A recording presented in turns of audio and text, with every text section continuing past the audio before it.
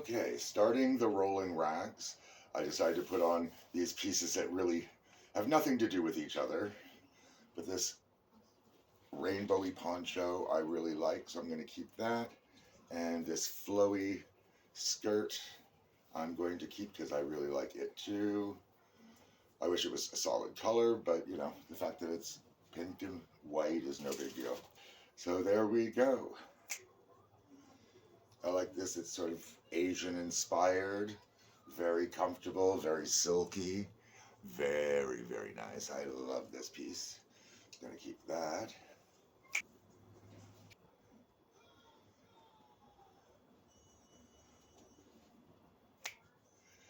So this is all one piece.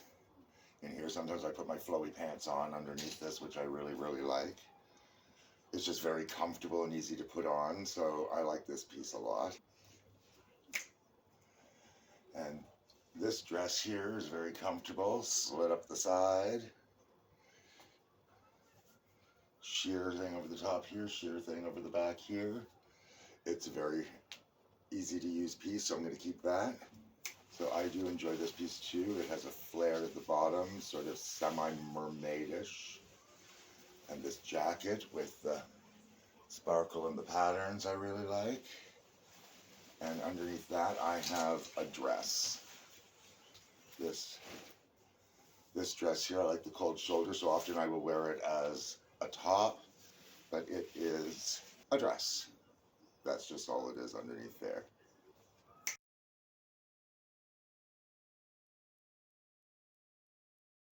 So here is another one of my favorite skirts.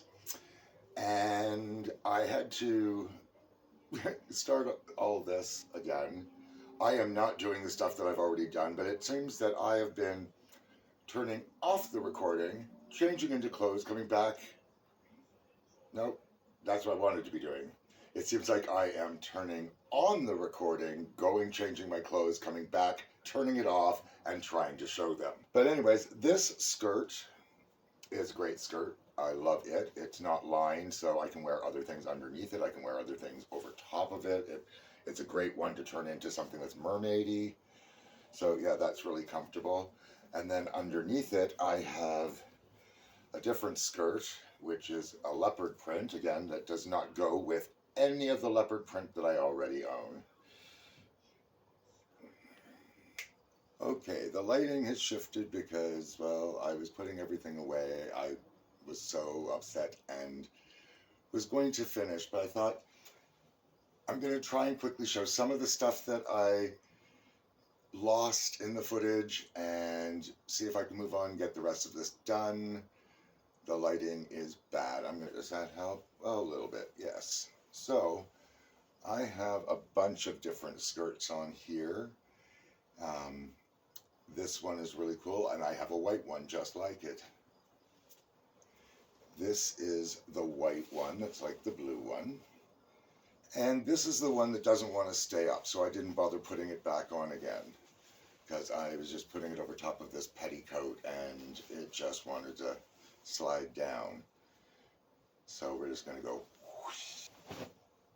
This skirt I really like, but the fabric is annoying, and it gets very, very clingy and wrinkly.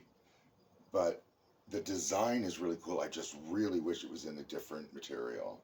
So this skirt is very interesting as well. It has a bunch of sort of pattern on it and some lacing detail at the bottom. That's very cool. And this is a designer skirt from the 1980s, and it used to sell for like $100 and some odd at the time in the 80s. So this was a very interesting find, and I certainly am not going to part with that. Now I love the patterning and details on this skirt, and it's sort of got a handkerchief sort of bottom. So that's a very cool skirt. I do like that very much. And I also like this one. It feels a bit tribal. And again, it has a bit of a flow. It's not really very circly. I like at least a half circle to 3/4 circle, preferably a full circle skirt is my ideal, but that's that. Sorry, I don't have another top. I've kind of gone through all of those, so this is what I'm going to be wearing through the rest of all the skirt things. So here's a skirt, which I like, with a slit with buttons that you can control. Here is a blue sheer flowy skirt. I like that kind of thing, and that would go very nicely with this top, which I guess I didn't show off because that was in the old video. So what I like about it is it has glittery zipper. I have never seen a glittery zipper before in my life. And it has this tank top of the same material. And I just think that's pretty cool. And this is, yeah, this would go very well with that. Now I have this piece too, which is really nice. I really like it. It's just an elasticized waist. It's not a piece from a store. It has no label. It was clearly made for somebody for a very specific purpose. And it has interesting detail on it with some sparkle and a shiny, dark green material. It's sort of like greeny copper tones, shifts. I really like it very much. This doesn't really go, but I like this skirt because, again, it's soft, flowy. The daisies, I have a necklace with the daisies. It kind of matches. It's very cool. I had the necklace first, so when I saw this skirt, I went, oh, I've got to get that to go with the necklace. And this, again, leopard print that doesn't go with any of my other leopard print. And this piece, again, it's very, ignore the long white petticoat underneath, but it's got a short under layer and then this long sheer overlay, which I think is really awesome. And it's fine over top of a white skirt, but it does show. Probably something in a tan or something might be a better choice, but I don't have that, so this is what I've got. So I also really like this skirt, which I don't actually have on because it was just going to be a pain in the butt to put it on. But I wanted to be able to show the details. It's got some beading details as well as the shift of the shiny threads going through, which is very, very cool. So this is a piece that I really like to keep. Okay, so I also have this dress here, which is just literally sheer. Literally sheer, very sheer. But it's very flowy, very comfortable, easy to throw on top of something else. And I'm definitely going to keep that.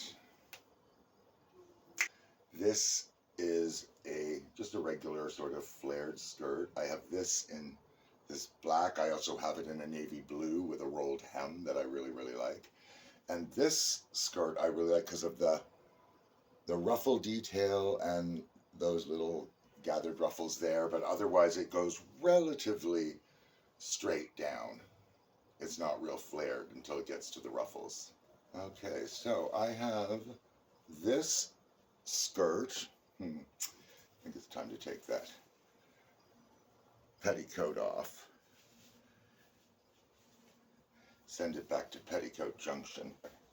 So yeah, this skirt is very comfortable. It's really super stretchy, got a slit in it, and it goes and drags on the ground even when it's up really high. But the elastic is very, very loose, so I always have to put a belt on with that. Now I also like a bunch of these kind of lace dresses. This one I like because of the sleeves and the lace. I do enjoy lace. So I have a bunch of different sort of crinoline-y little skirts to wear under things. Sometimes, you can wear those over things, right? In white. And this is inside out. It's how I store my crinolines. They're all inside out. So this is just a navy blue version of this black thing. That's all it is. This black crinoline here.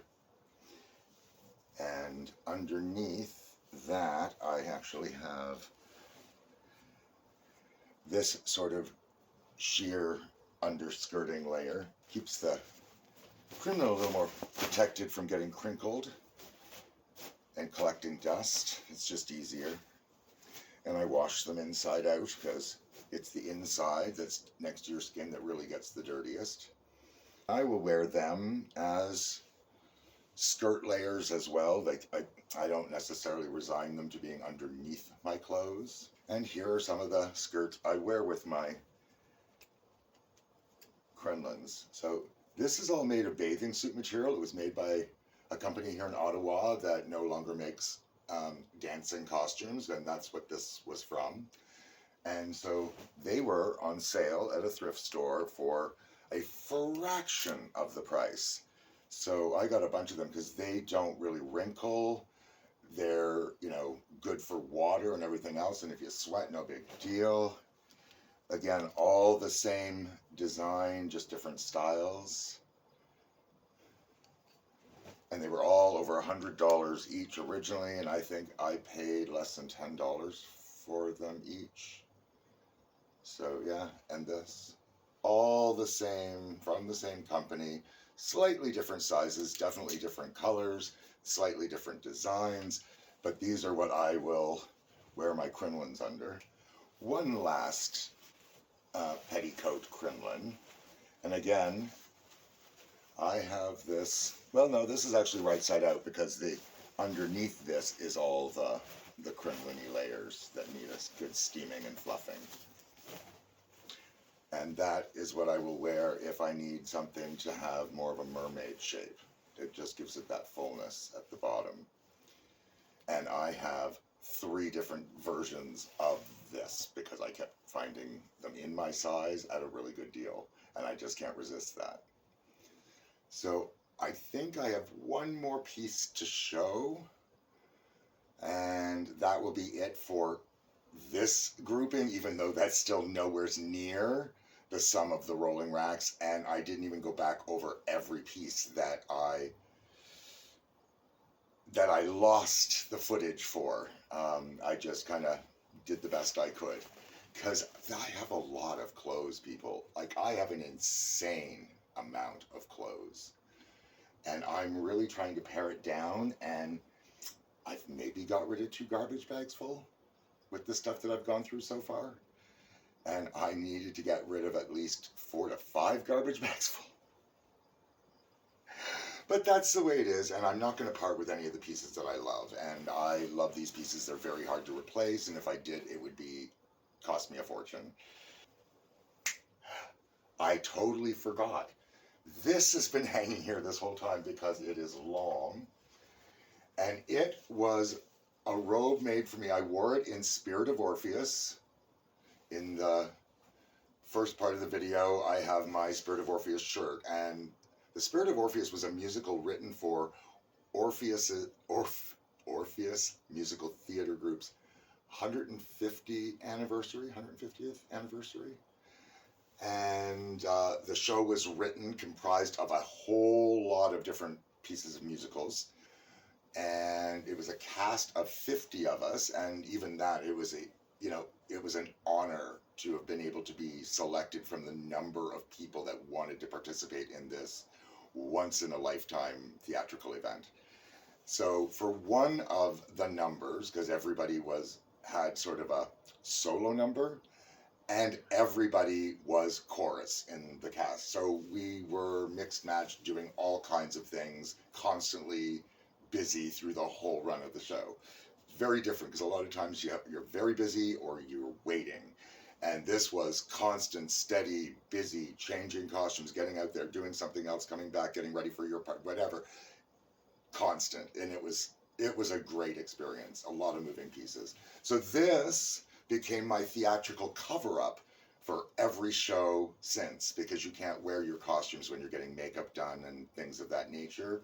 You might ruin your costumes, which have taken people a lot of time and expense to prepare and keep clean and presentable for the stage. So you always have to have this on. That and the fact that, if somebody happens to see you, um, like say if you have to go outside too, right? For me, it's like for smoking. But you might have to run to your car or something. You don't want people to see you in your costume. And you don't want to have to take your costume off and put it back on. So we always wear cover-ups. And that's what this is. And it's nice and it goes right down to the ground. And it was custom made for me. So it's a very special piece. So there we go. Until the next time, till part 3, take care of yourselves and each other.